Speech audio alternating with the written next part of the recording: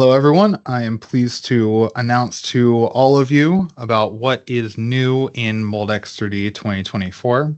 My name is Alex Baker here from the North America office in Farmington Hills, Michigan.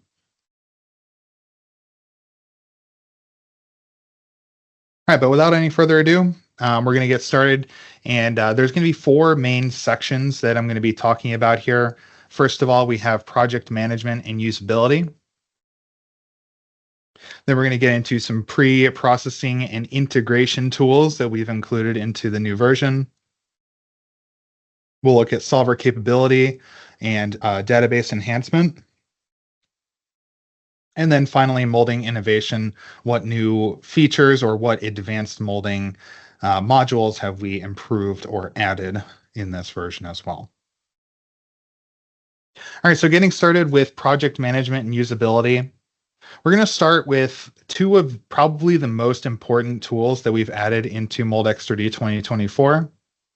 The first of which is going to be the export deformation result as a step file. So previously in Moldex3D 2023, we would only be able to export a deformed model using an STL or some sort of binary type file like that.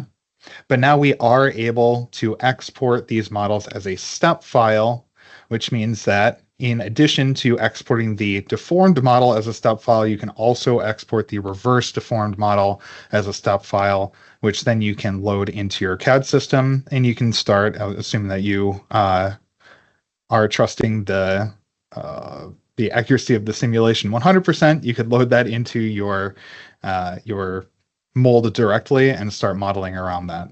So this just takes out one of the steps.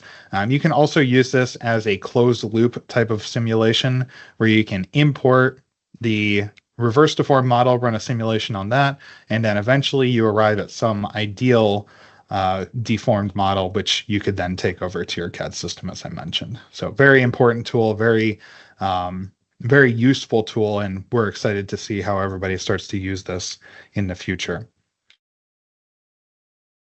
Just as a recommended procedure for the closed loop analysis, so you have this is just like an example. So you have your original CAD model, you're going to run the simulation to get your part deformation.